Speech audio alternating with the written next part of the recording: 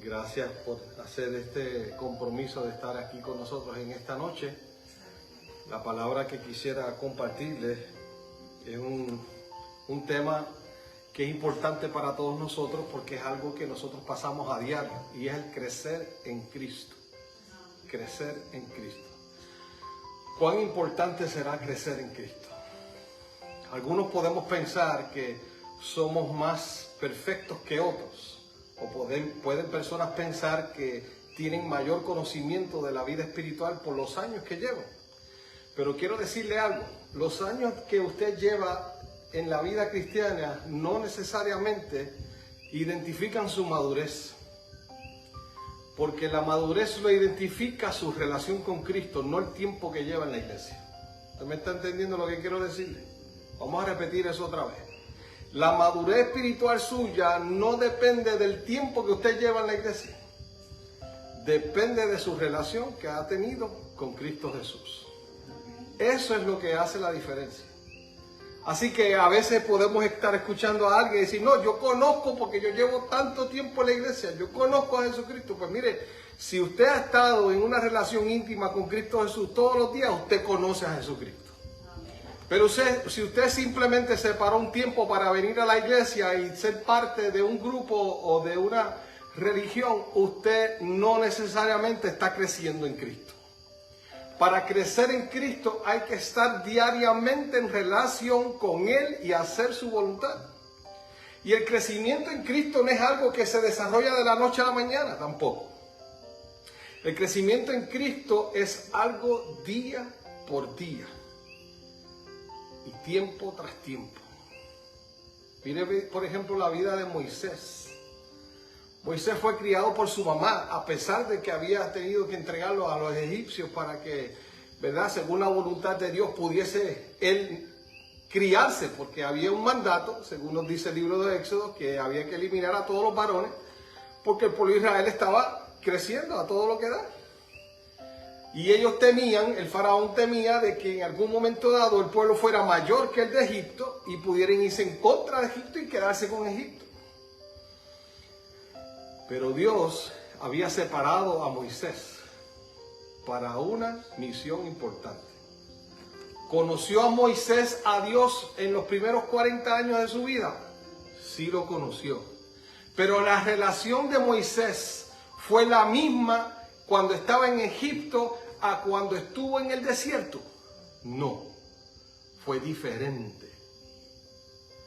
Porque Moisés tenía mucho que aprender, al igual que nosotros tenemos mucho que aprender. Y cuando Dios lo lleva al desierto a ser un pastor de ovejas, es que Moisés empieza a conocer más de cerca y más íntimamente a Dios.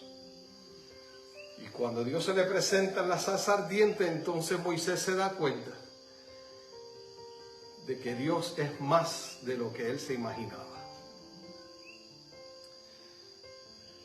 En el libro de Juan capítulo 3 versículo 5, Jesucristo habla acerca de la obra especial que se necesita hacer cuando hablamos de la vida espiritual. La vida espiritual, por ejemplo, dice Juan 3:5, de cierto te digo. ¿A quién le estaba hablando Jesús aquí? A Nicodemo. ¿Qué le dijo a Nicodemo? Que el que no naciere de agua y del Espíritu no puede entrar al reino de Dios.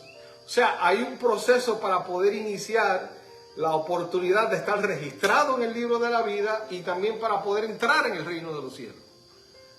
Número uno es conocer nuestra condición. Por eso es que dice que no puede entrar a menos que naciere de agua y del Espíritu, porque está hablando de la parte espiritual, la que Dios obra a través de su Espíritu Santo en nuestra mente para poder desarrollarla a nivel que en algún momento dado podamos tener un carácter semejante al de Cristo. Y quiero decirte que nuestro carácter siempre tendrá un espacio para poder ser semejante al de Cristo. No nos lograremos al 100% porque ese 100% nos lo dará Dios cuando Él regrese por segunda vez. Previo a eso nos dará el derramamiento de su Espíritu, preparándonos para lo que vendrá. Y luego el Espíritu nuevamente nos preparará para la segunda venida de Cristo Jesús, en ese tiempo poderoso que hemos de verlo cara a cara. Así que, ¿qué significa nacer del agua? Romanos 6:4 dice claramente allí, gracias Agustín, porque somos sepultados juntamente con Él para muerte por el bautismo. Así que el bautismo es bien importante. Algunos pueden pensar de que el bautismo puede esperar para ese momento de una relación con Cristo Jesús y confirmar aquello que es necesario que nosotros podamos tener como cristianos. Pero el bautismo juega un papel sumamente importante. Por eso que Jesús dio el testimonio del bautismo, para que todos nosotros, muchas gracias, pudiéramos pasar por la experiencia del bautismo y recibir al Espíritu Santo también.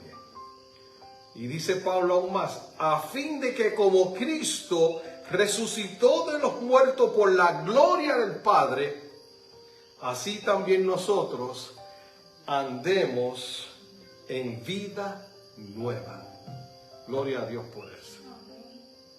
Cristo Jesús murió a través del bautismo, fue sepultado y nosotros somos también sepultados al bautizarnos. Dejamos al viejo hombre allá abajo, que pronto lo terminaremos, y nos levantamos a una nueva criatura en Cristo Jesús. Amén.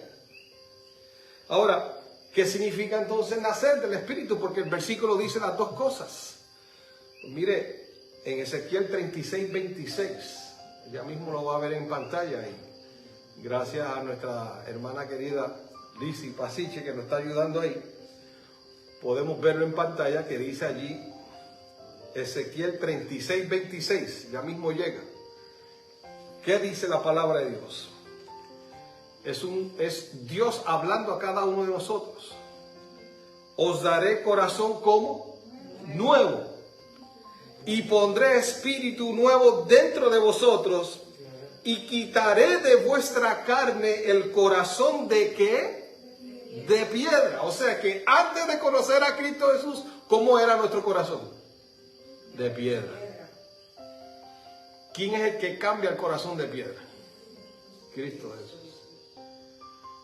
Quita ese corazón de piedra que tenemos, y esos son los pensamientos, ¿verdad? Los pensamientos que nos alejan de Dios. El Espíritu obra de tal manera que quita esos pensamientos de nosotros y pone pensamientos de esperanza, pone pensamientos de salvación, pone pensamientos de perdón, de reconciliación, de arrepentimiento. Y cuando venimos a ver ese corazón que no quería hacer nada, ahora se somete a Cristo Jesús. Y dice la palabra, y os daré un corazón de carne. El corazón de carne significa que es un corazón que ahora puede ser guiado, para no decir manejado, guiado por el Espíritu. Porque el corazón de piedra no es guiado por el Espíritu, no se deja guiar. Y el Espíritu insiste, tocando a la puerta, haciendo lo que Él necesita hacer, hasta que ese corazón abra una puerta para poder entonces el Espíritu hacer el cambio. Y el cambio no se hace de la noche a la mañana cuando el Espíritu Santo obra, porque Jesús le dijo a Nicodemo, el viento sopla y tú no sabes de dónde viene. Y así es la obra del Espíritu. ¿Cuándo fue que el Espíritu empezó a obrar en tu corazón? Tú no sabes. ¿Alguien me puede decir cuándo fue la primera vez que el Espíritu obró en su corazón? Ni yo puedo decírtelo. Porque Él aprovecha cada oportunidad para trabajar y obrar en tu corazón, como también lo hace en el mío. Pero es importante que Él empiece a hacer la obra y que nosotros se la permitamos. Y cuando nosotros le damos la oportunidad, entonces es que nuestro corazón, que era de piedra, se va convirtiendo en uno de carne. ¿Y qué significa un corazón de carne? Que está dispuesto a recibir lo que Dios pone en su corazón y en su camino. Ya no rechaza lo que Dios pide. Ya deja el mundo, ¿y qué dice el corito? Y sigo a Cristo. Gloria a Dios por eso. Así que mientras el bautismo es la manifestación externa de cada uno de nosotros del cambio de vida, el nacimiento del Espíritu es la forma en que el Espíritu Santo transforma nuestro corazón y nos hace nuevas criaturas. Gloria a Dios por eso. Y si usted está pensando, pastor, ¿y qué es eso de la nueva vida en Cristo Jesús? Pues vamos a 2 Corintios 5:17. 2 Corintios 5:17. Esa es la nueva vida en Cristo Jesús. Dice allí, de modo que si alguno está en Cristo, ¿en quién debemos estar? En Cristo. ¿Qué es ahora? Nueva criatura es. Las cosas viejas pasaron. Y aquí, ¿cuántas son hechas nuevas? Todas. Y es importante que usted lo reconozca y lo entienda. Cuando Dios transforma el corazón, lo que Él quiere hacer es cambiarlo por completo. Por eso tú no puedes darle el corazón a Dios a medias, ni puedes darle un pedacito nada más. Hay que entregarlo por completo. Cuando usted lo entregue por completo, se le van a acabar en su mente los conflictos, las preocupaciones, la desesperación, quizás tantas otras cosas que puedan llegar. Porque entonces Dios toma ese corazón que usted le ha dado el permiso para ser el Rey de Reyes y Señor de Señores. Y tener su trono allí en ese corazón, en esa mente, para poder hacer la obra que Él desea hacer. Pero siempre lo hace con nuestro permiso. Y Él busca la forma, como el padre que quiere convencer a su hijo o a su hija, ¿verdad?, de alguna cosa. Va buscándole la vuelta, hasta que el hijo finalmente dice, papi está bien, o mami está bien. Pero Dios siempre será una persona muy bondadosa en acercarse a nosotros y humilde, para que nosotros le entreguemos el corazón. Así que el nuevo nacimiento que nosotros recibimos, según lo está diciendo Pablo, implica necesariamente una vida nueva. Es nuevo. Por eso es que usted ve que el borrachito ya no es borrachito. El usuario de droga tampoco es usuario de droga. Aquel que hacía otras cosas que no está de acuerdo a la palabra de Dios, también deja de hacerlas. Porque el cambio es total. Tú no puedes decir, he aceptado a Cristo Jesús y seguir igual. Es imposible. Porque cuando aceptas a Cristo Jesús en tu corazón, hay un cambio. No puede existir una aceptación de Cristo Jesús sin cambio. Y nos podemos engañar, y aún el enemigo nos puede engañar haciéndonos pensar que no tengo que cambiar. Pero es que eso no es lo que dice la palabra. De modo que si alguno está en Cristo, dice Pablo, ¿qué es lo que es? Nueva criatura. Las cosas viejas pasaron y aquí todas son hechas nuevas. ¿Qué pasa en esa nueva vida? Pues miren, número 1, despierta nuestra conciencia. Nuestra conciencia se despierta porque antes nuestra conciencia no existía. No nos estaba diciendo allí lo que era bueno y lo que no era bueno. La conciencia simplemente me dejaba vivir según yo pensaba que tenía que vivir. Pero cuando Cristo Jesús entra, te deja saber a través de su Espíritu lo que es correcto y lo que no es correcto. Por eso es que una persona cuando hace lo incorrecto se siente culpable. Porque esa culpabilidad es la conciencia diciéndote, fallaste, le fallaste a Dios. Pero Dios en su misericordia te dice, aunque me fallaste, si vienes a mí, te perdono y seguimos caminando.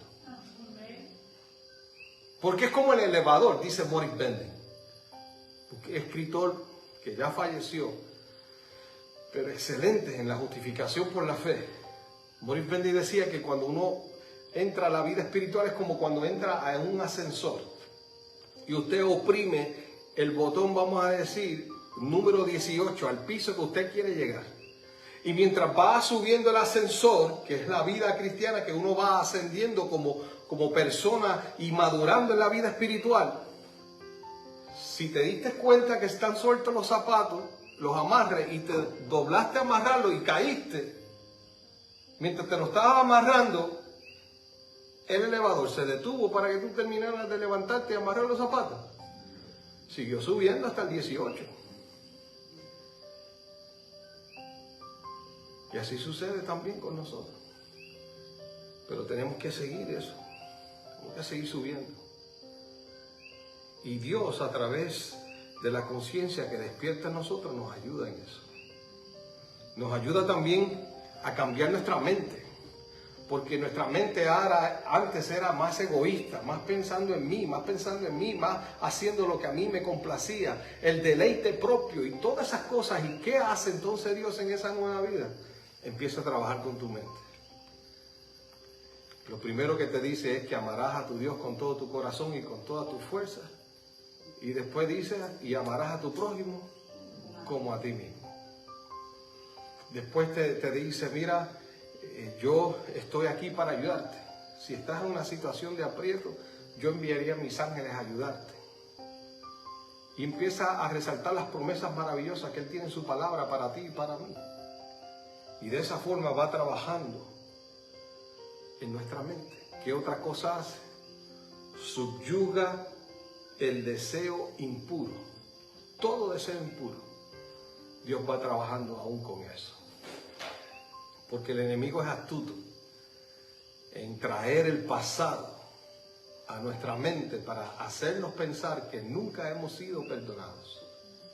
Pero yo quiero decirte, si confesamos nuestros pecados, Él es fiel y justo para perdonar nuestros pecados. Y lo maravilloso que hace el Espíritu en nosotros, por último, sería que nos llena con la dulce paz del cielo. ¿Y qué mejor paz que esa? Eso fue lo que dijo Cristo Jesús en el libro de Juan, capítulo 16. Mis paz os dejo, mi paz os doy, no como el mundo la da, yo la doy. No se turbe vuestro corazón, ni tenga miedo. Sabe que esa paz es algo que está fuera de este mundo. Y el mundo busca una paz que no existe, en el sentido del ser humano, del hombre. Porque la paz que busca es creando guerras para que entonces exista la paz. ¿Y qué cosa es eso? Para no decir qué disparate es eso. Pero así lo piensan. Y la realidad es que no es así. La paz que te da Dios en el corazón es porque al tú entregar tu vida a Él, Él pone allí las promesas de su palabra, pone allí las experiencias de fe que tú vas a tener y que puedes tener cuando confías en Él. Y a pesar de que estás pasando por una tormenta, siente paz porque sabes que aquel que creó los cielos y la tierra, el mar y todo lo que existe en Él, es el que está contigo en medio de la tormenta. Y cuando Él diga paz, calla y mudece, ¿qué va a pasar con la tormenta que tú estás experimentando? Se va a detener. Se va a detener. Miren lo que dice el libro devocional En Lugares Celestiales, el 18 de febrero. Dice: no es el contacto casual con Cristo lo que se necesita. No es el contacto casual con Cristo lo que se necesita, sino el permanecer en Él. Ahí está el secreto.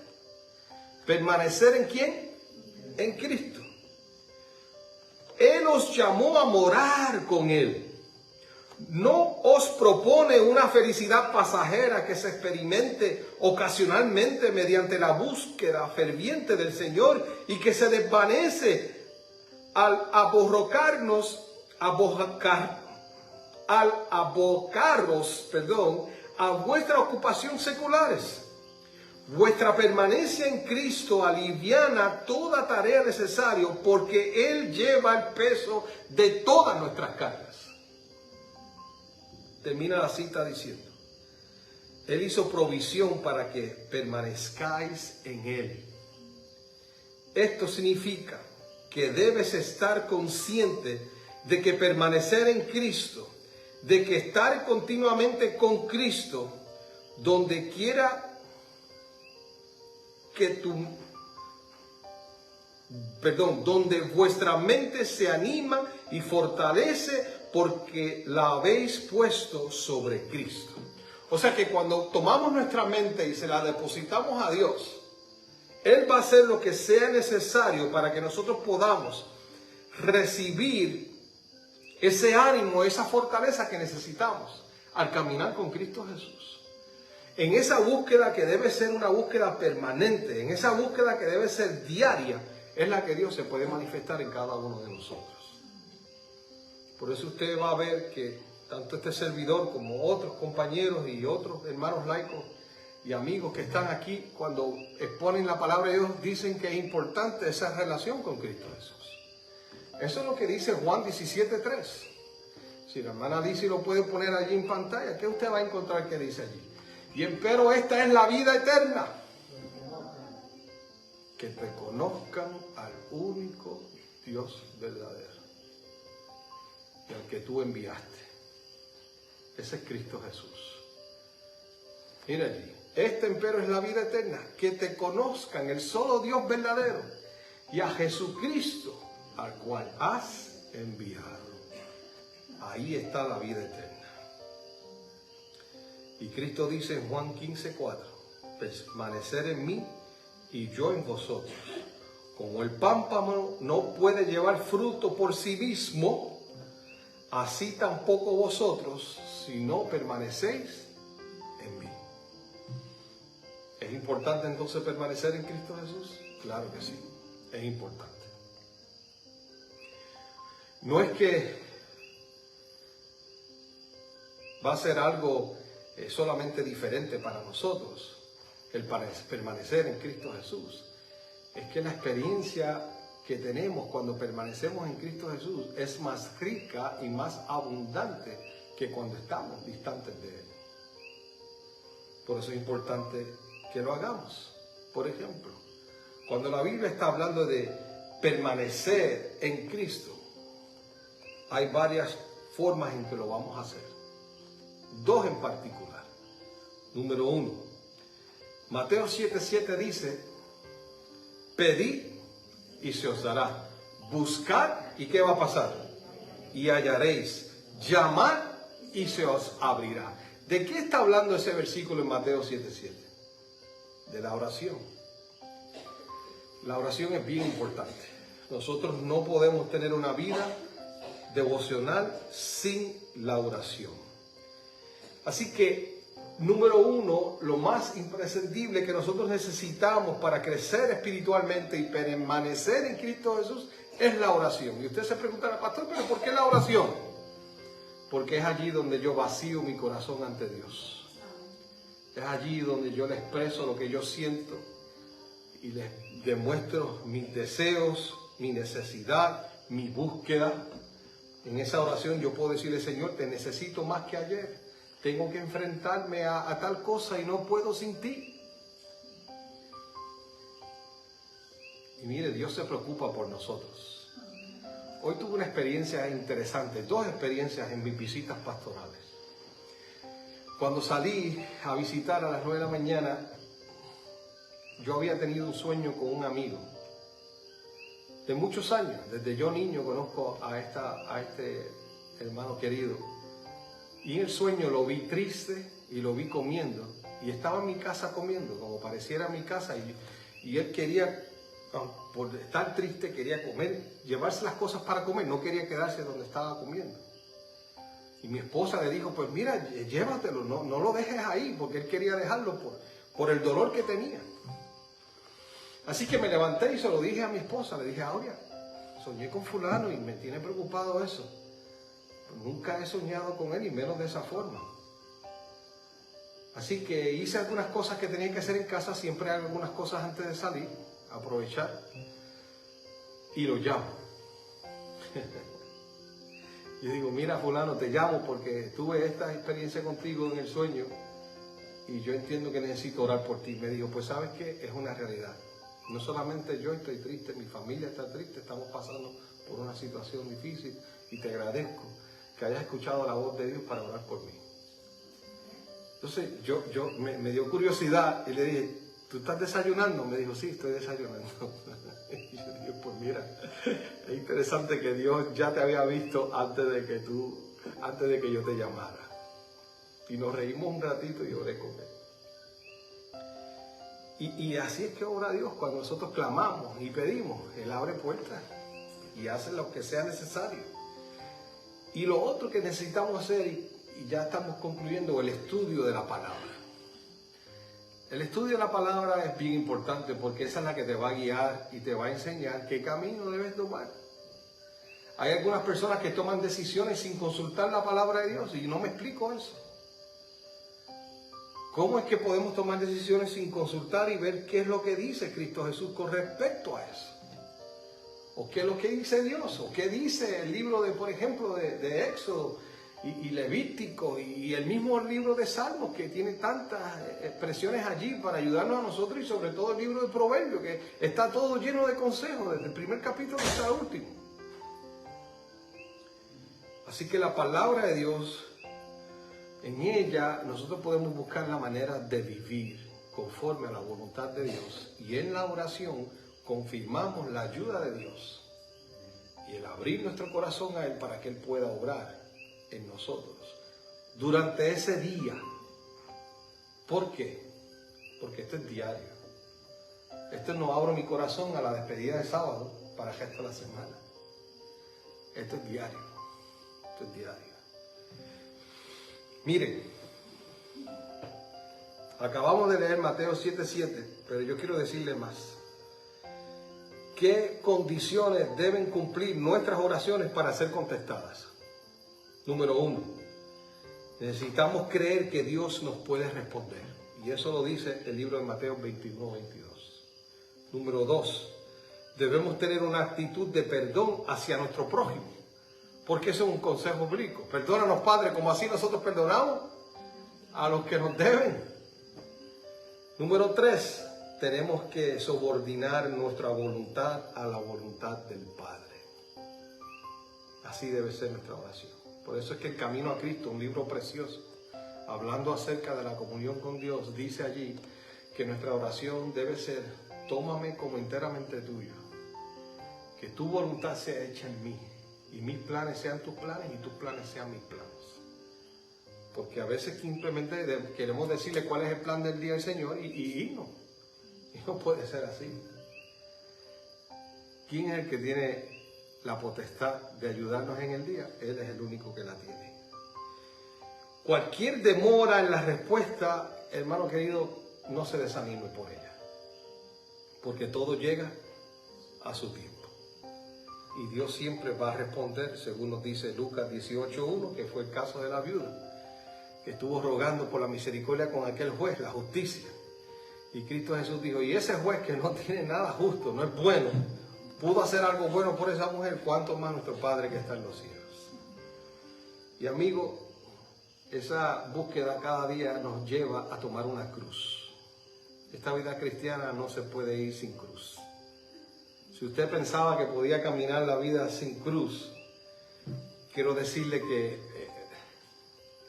las noticias no son las mejores para usted quizás, pero sí hay que llevar una cruz. Eso lo dice la palabra de Dios en Lucas 9:23. Si alguno quiere venir en pos de mí, niéguese a sí mismo, tome su cruz. ¿Cada cuánto tiempo hay que tomar la cruz? Cada día. Por eso es que le estaba diciendo que esto es una cuestión diaria. Cada día. Y después dice Jesús: y sígame. Y sígame. Así que en el libro La Fe por la cual vivo dice que la cruz y la abnegación señala la senda de todo seguidor de Cristo. La cruz borra las inclinaciones naturales y la voluntad natural. Seguimos al Salvador en su sencillez y abnegación. Levantemos al hombre del Calvario por nuestras palabras y una vida santa. Así que la cruz nos ayuda a poder caminar, porque nos olvidamos de nosotros y nos enfocamos en Cristo Jesús. Consejos para la iglesia, página 425. Todos somos probados en este tiempo, hermano. Todos vamos a ser probados en este tiempo. Hemos sido bautizados en Cristo. En su mayoría los que estamos aquí hemos sido bautizados en Cristo. Y si estamos dispuestos a separarnos de todo aquello que tienda a degradarnos y hacerlo lo que no debemos ser, recibiremos fuerzas para creer en Cristo, crecer en Cristo, nuestra cabeza viviente, y veremos la salvación de Dios. Voy a leer ese párrafo al final, esa oración al final que dice: recibiremos fuerzas para crecer en Cristo, en nuestra cabeza viviente, y veremos la salvación de Dios. La salvación está extendida para ti hoy. Si tu experiencia no ha sido la más fácil, no te preocupes. Cuando nosotros estamos creciendo, yo por ejemplo miro a mi nieto ahora. Y disculpe que tenga el tema de nieto porque estoy feliz con mi nieto. Le soy sincero y le doy gracias a Dios por eso. Nunca pensé que iba a ser abuelo porque no pensé que iba a llegar a este tiempo. Y le doy gracias a Dios por ese privilegio. Por eso es que hay gozo en mi corazón, porque vio bien que yo existiera en este tiempo. Y me dio el privilegio de ser abuelo. Pero yo miro a mi nieto. Apenas cumplió 12 días. Y si tú no le aguantas la cabeza, se echa para atrás la cabeza. Si tú no le pones el biberón en la boca, él no come. ¿Cierto? Si la mamá no le da el pecho, él no come. Si uno no le cambia el pamper, pues no se queda limpio, hay que cambiar el pamper. Y el crecimiento del cristiano es más o menos igual, es día por día. Él no nació ya comiendo y buscando y diciendo: abuelo, tráeme vianda. Él no ha dicho eso todavía y se va a tardar un rato en decirme eso. Tampoco me ha dicho: abuelo, vamos a jugar baloncesto. O abuelo, vamos a hacer otra cosa. Porque llegará su tiempo para eso. Y yo quiero decirte que en tu vida espiritual, en tu crecimiento espiritual, Cristo Jesús te va tomando desde tu nacimiento por el bautismo, llevándote día tras día, hasta que algún día tú tengas la madurez para poder entrar al reino de los cielos. Y Él desea hacer eso por ti. ¿Estás dispuesto a recibir esa ayuda de parte del cielo? Amén. Te invito a orar. Querido Padre, gracias. Gracias porque nos ayuda en este crecimiento espiritual que necesitamos hacer diariamente. Ayúdanos si acaso se nos olvida o nos sentimos preocupados o afanados por las cosas que tenemos que hacer. Recuérdanos siempre, Señor, el sacar ese tiempo especial para poder ser alimentados por la vida. Te entregamos nuestras vidas hoy nuevamente en esta hora. Y te suplicamos que no solamente nos ayude aquí los que estamos, sino aquellos que también están a través de las redes viendo esta presentación del tema en esta noche, este sermón. Te pido que tú extiendas tu brazo poderoso y nos levantes y nos ayudes, a pesar de lo que podamos estar pasando, a confiar en ti. Porque tú has prometido que si pedimos, tú nos darás. Tú nos has prometido que si llamamos también. Y si tocamos a la puerta, también la abrirás. Gracias por hacer eso y mucho más. En el nombre de Cristo Jesús. Amén. Buenas noches, hermanos queridos. Dios les bendiga.